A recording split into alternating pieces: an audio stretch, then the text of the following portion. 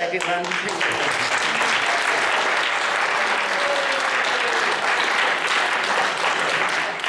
Well, my name's Ivy Smith, and I started work at the age of 14 in 1945.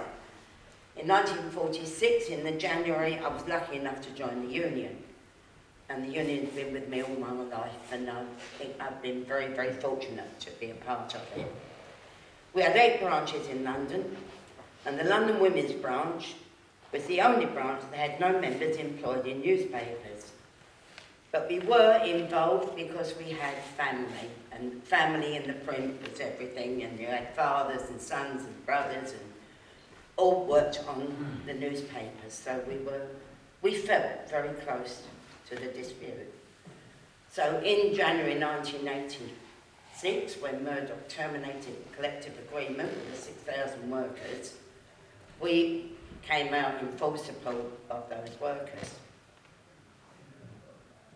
The dismissal notices were issued. News International met the unions, but they would not discuss Wapping was done because they were already holding these separate talks with the EEPTU.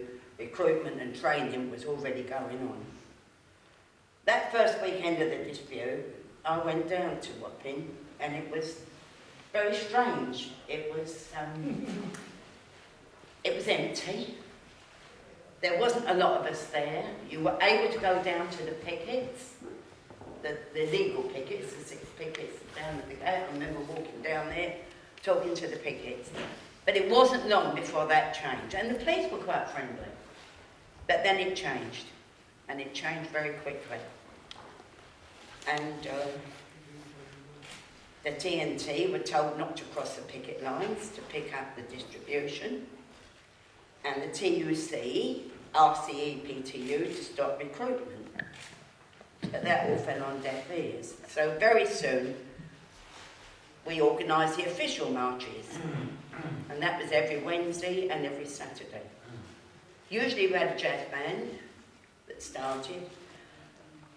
We marched from Tower Hill, down the highway, finished at Wellclose Square, opposite Fortress Wapping. Michael Hicks, I expect many of you have heard of Michael Hicks.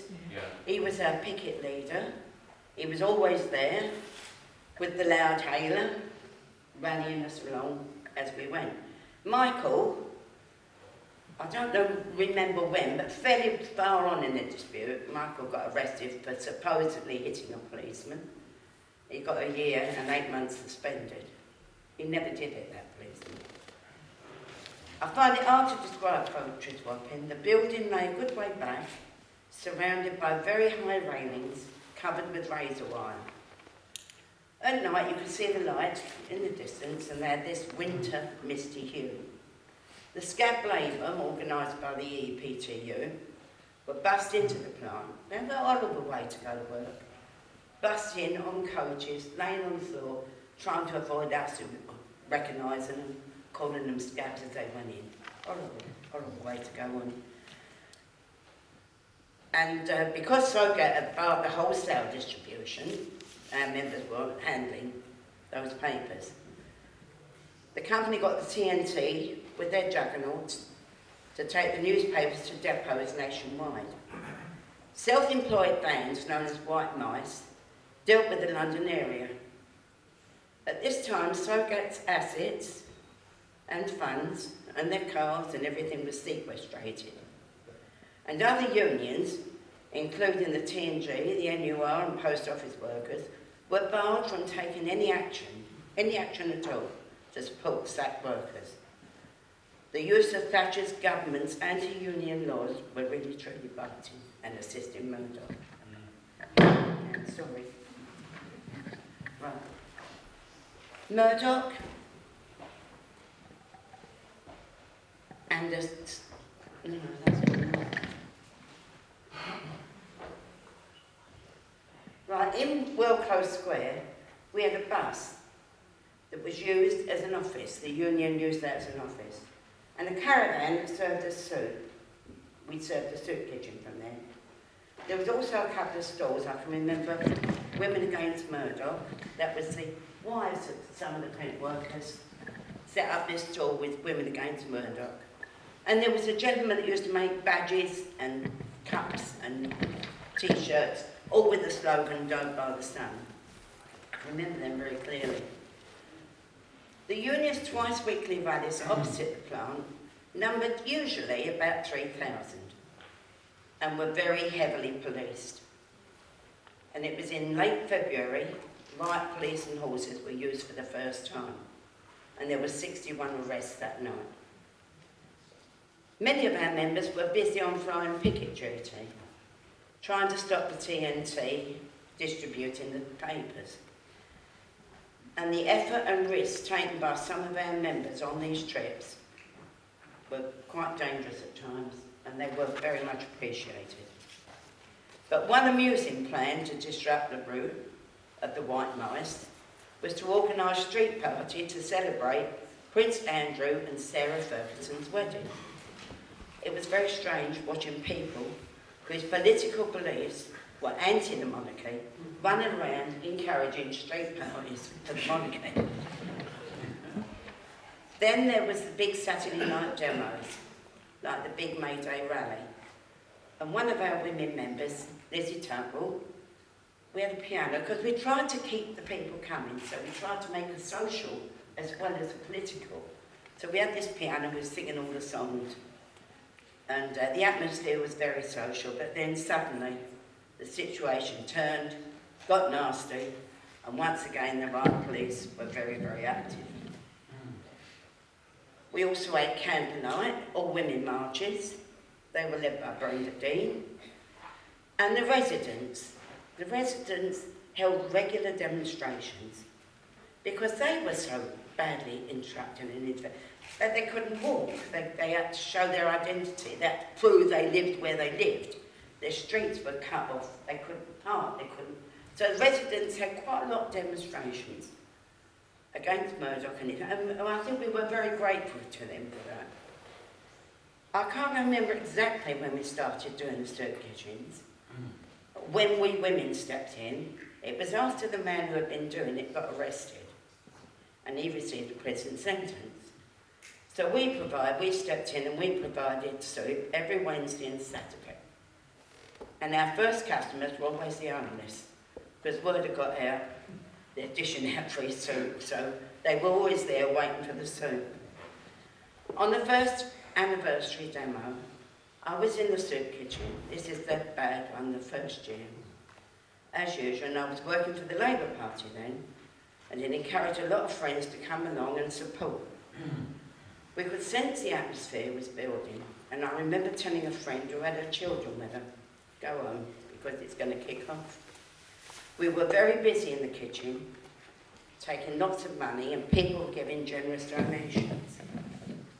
Then suddenly you heard the noise from the battens. They used to hit the battens on the shields, and you could always hear the noise before they came. So you could hear this noise of the battens being hit on the shields. And then bricks started to be thrown, and sticks were thrown, and then a brick hit our van, and then it just kicked off. The van was rocking. Oh, it was awful.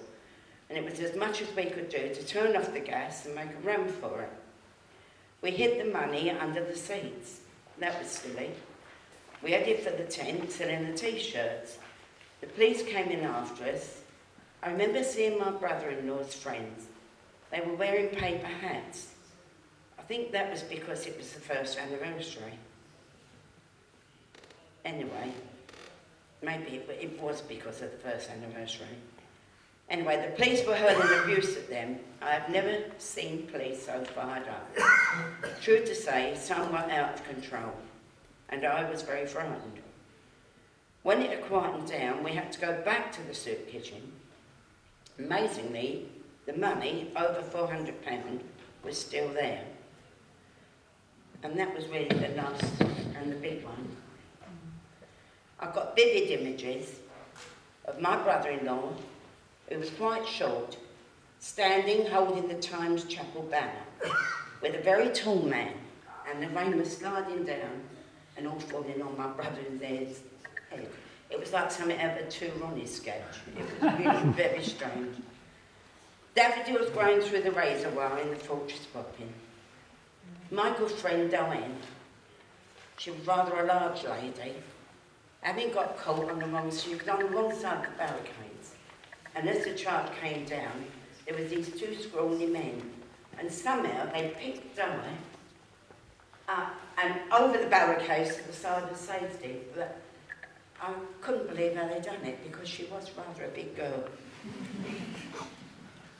The night I got separated from my friends and ran onto the green and was comforted by a policeman in riot gear who called me a stupid bitch and said, "Old woman, go home." I was 55 and really upset being called an old woman. Late at night, putting dirty saucepans in my friend Carol's 4 weeks old Minnie and being surrounded by about a dozen police.